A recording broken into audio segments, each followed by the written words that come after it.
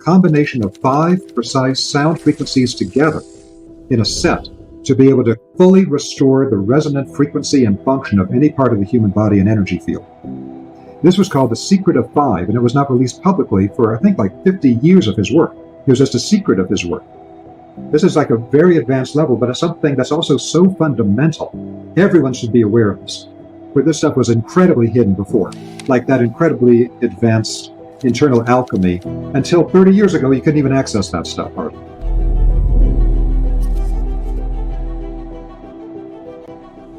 These invisible waves of sound structure all of matter. And so this is the field of cymatics.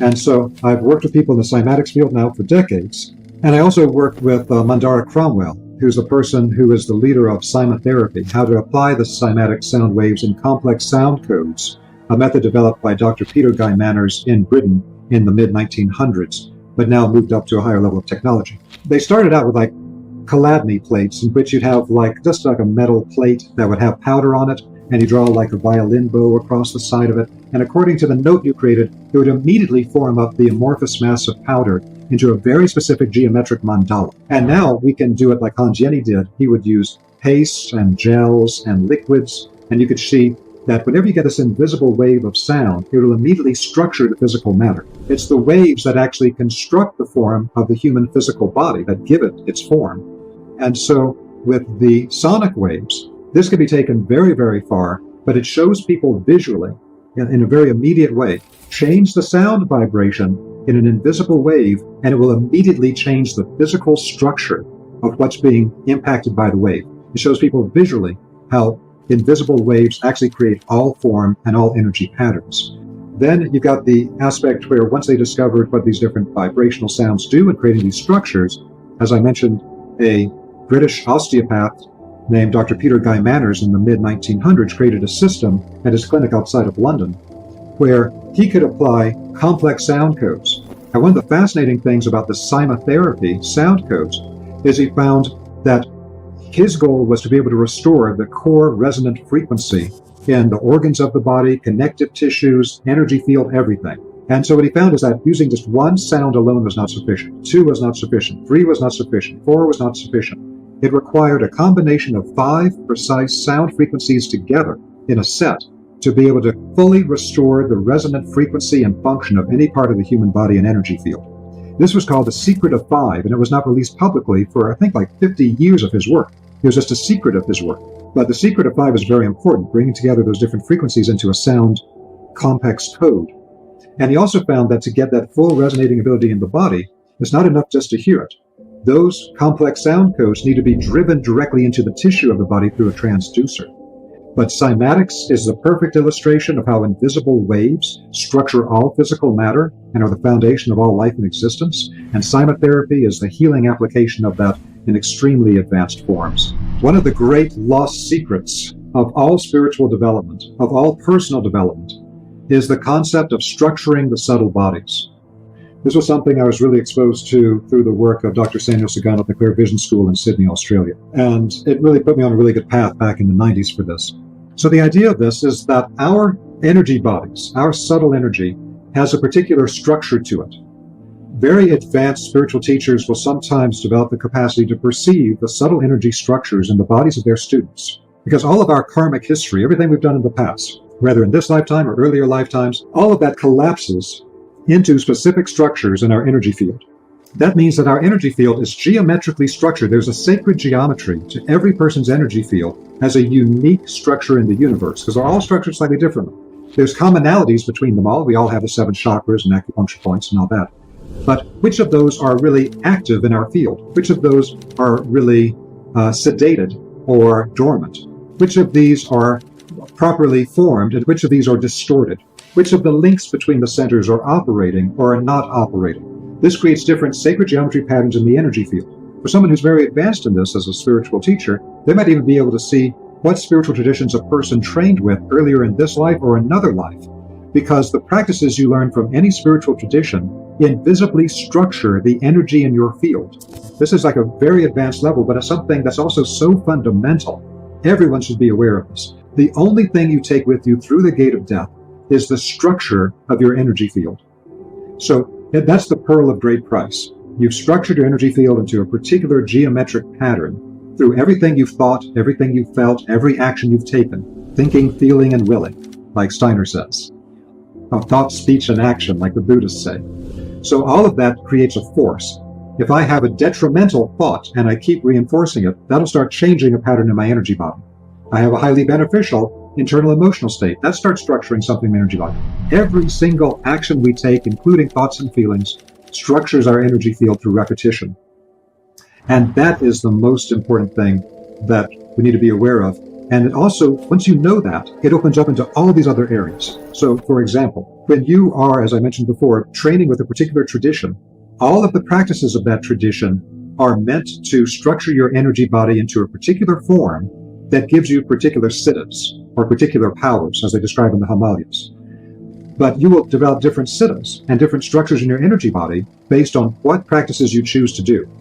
So the blessing and the curse of modern metaphysics, as I often talk about, is that the blessing is that we're exposed now to an incredible wealth of amazing information and practices from traditions where this stuff was incredibly hidden before, like that incredibly advanced internal alchemy practices coming from the Chinese Taoists. Until 30 years ago, you couldn't even access that stuff hardly. And now there's like almost so many deep parts of it are available to us. But that's the blessing. The curse is people don't have the structural ability to put the fragments coming from all these traditions into a workable form. That's why when they learn this, they have to understand how to structure their practices in such a way that the structures of the energy body actually become something that optimizes this incarnation. So you can take with you all of these new improvements, these new organs of spiritual perception in the subtle body. So I can connect to that another one of the questions coming up, which naturally follows on this, which is in my, just as I have an introductory course for the vibrational testing and healing, which is the personal wavelength course, where you learn what the French call medical radiesthesia, I have an introductory course for the spiritual science track on my website for the Vesca Institute, and it's a course called Essential Teachings and Practices on Spiritual Science.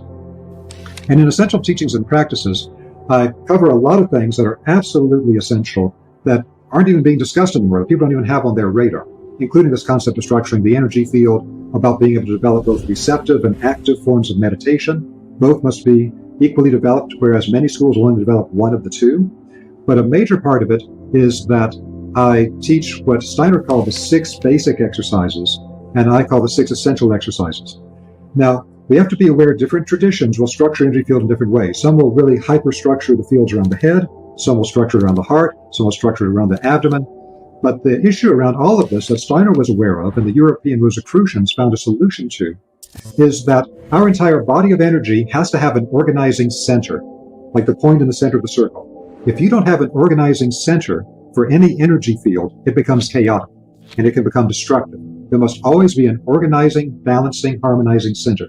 That's the whole point of biogeometry. So what Steiner actually described was a series of 6 exercises in which you observe the content of your thinking, your feeling, your willing, and then you start developing other capacities in your internal life.